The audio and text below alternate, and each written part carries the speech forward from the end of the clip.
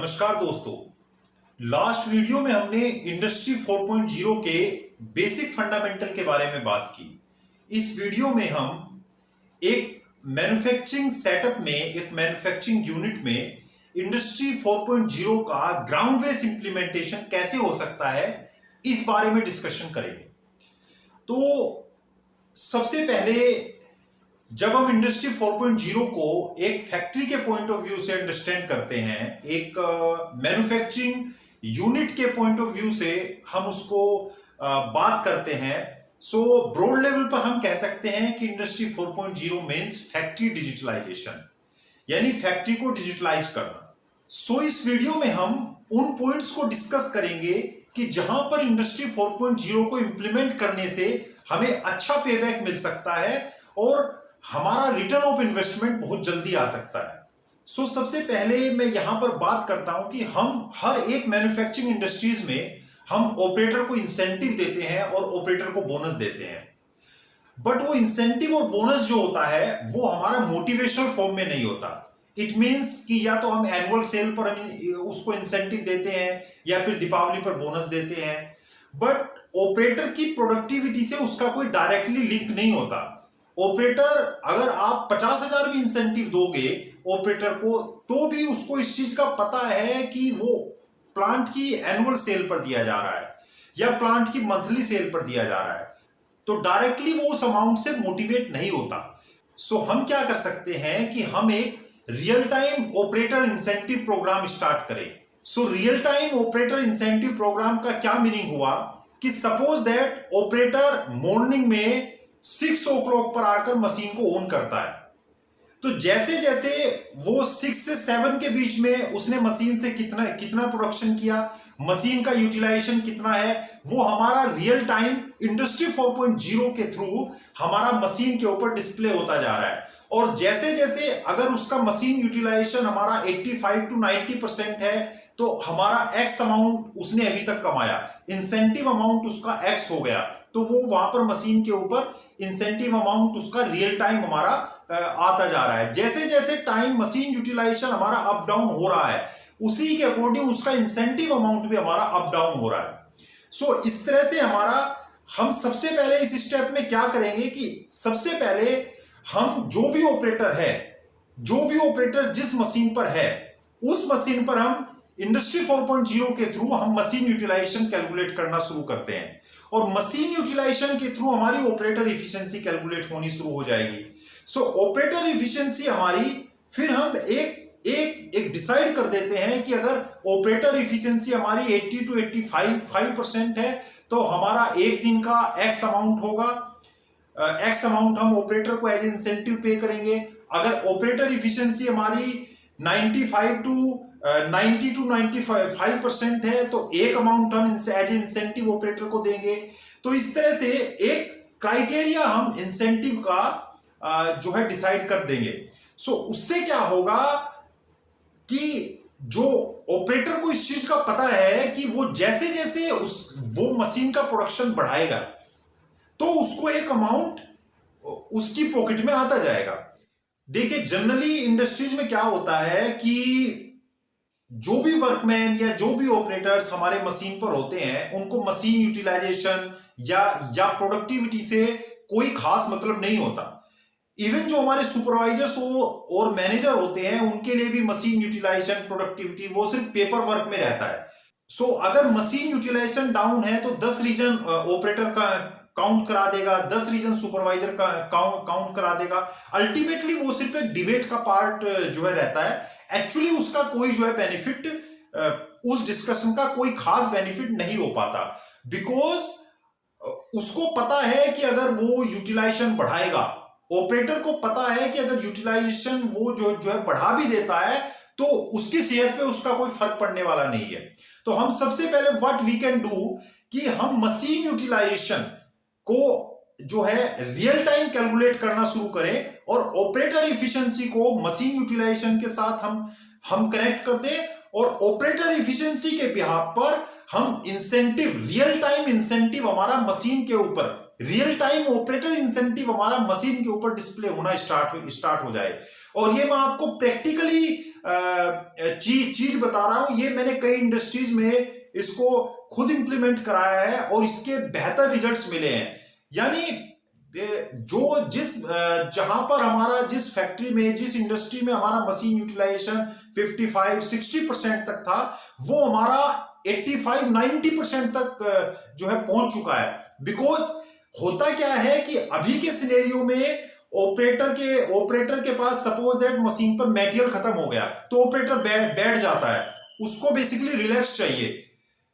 But इस case में क्या होता है कि अगर उसका मशीन यूटिलाइजेशन डाउन जा रहा है तो उसको पता है कि वो इंसेंटिव अमाउंट उसका जो है कम हो जाएगा, तो ऑपरेटर डायनेमिक मोड में रहता है। और जिस इंडस्ट्रीज में ये मैंने देखा है, मटेरियल खत्म होते होते सुपरवाइजर नहीं भागता, ऑपरेटर स्टोर की साइड भागता है, क्योंकि उसको पता होता है कि अगर उसका मशीन यूटिलाइजेशन डाउन होगा तो आज का इंसेंटिव अमाउंट उसका कम हो जाएगा।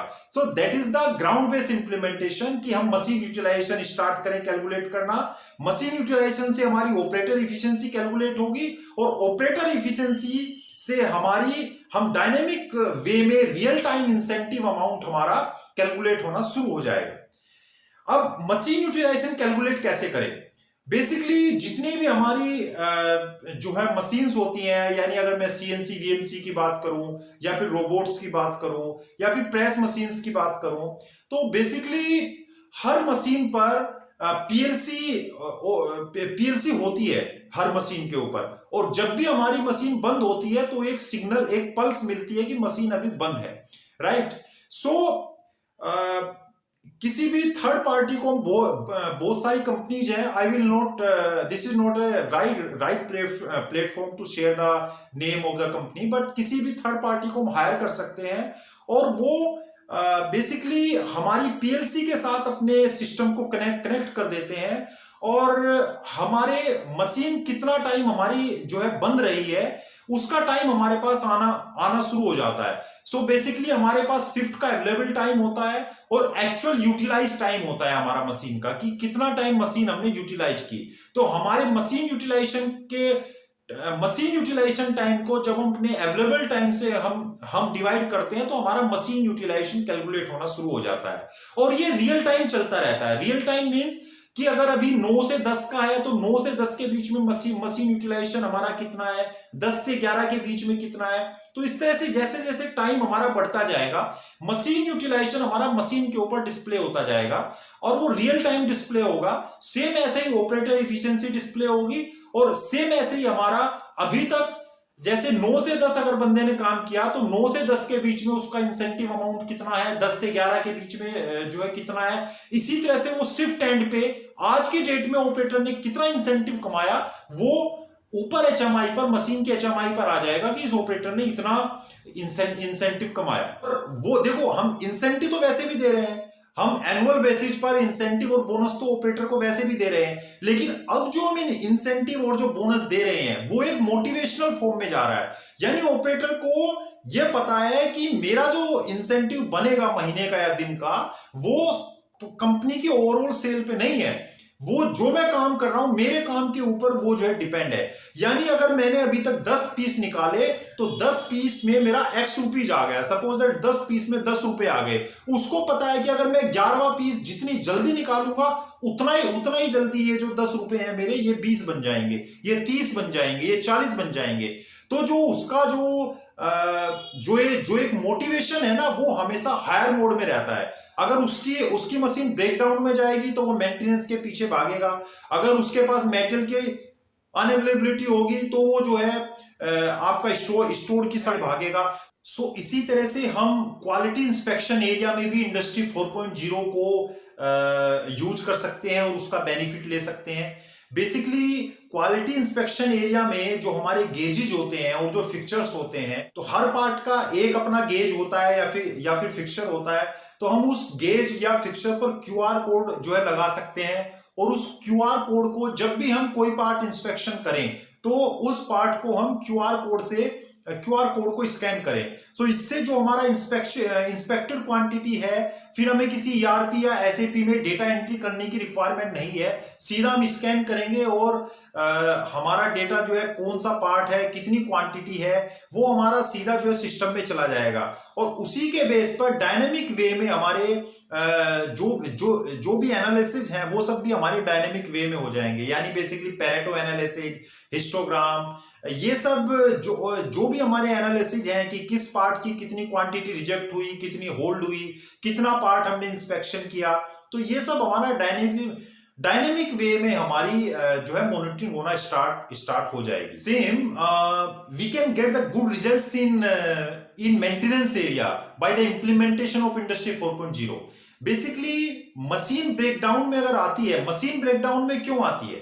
मशीन में अगर कुछ अब नॉर्मल चीजें होंगी, यानी मशीन का अगर टेम्परेचर इंक्रीज हो रहा है, मशीन में एयर की प्रॉब्लम आ रही है, मशीन का कोई बेयरिंग या कोई स्पेयर पार्ट्स में अगर कोई प्रॉब्लम आ रही है, तो ही हमारी मशीन जो है ब्रेकडाउन में जाएगी। So we can implement the real time machine health monitoring system, यानी हम इंप्लीमेंट कर सकते हैं सेंसर्स के थ्रू कि वो हमारी मशीन का जो है वाइब्रेशन चेक होगा सेंसर्स के थ्रू, हमारी मशीन का टेम्परेचर चेक होगा, हमारी मशीन में जो मोटर लगे हैं उनका रियल टाइम टेम्परेचर चेक होगा और उनके नॉर्म्स हम जो है डिफाइन कर देंगे।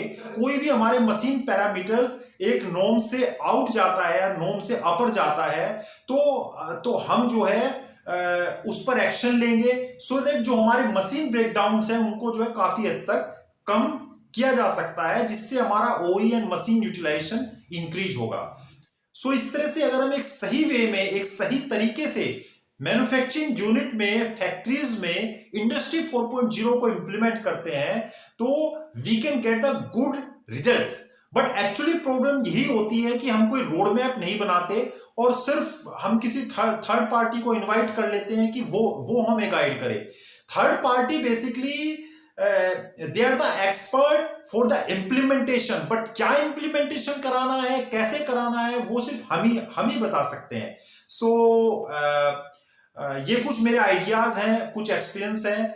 आगे फिर इस बारे में और कुछ डिटेल में बातें करेंगे। So thank you very much. अगर आपको वीडियो पसंद आया हो तो चैनल को शेयर एंड सब्सक्राइब करना ना भूलें। Thank you.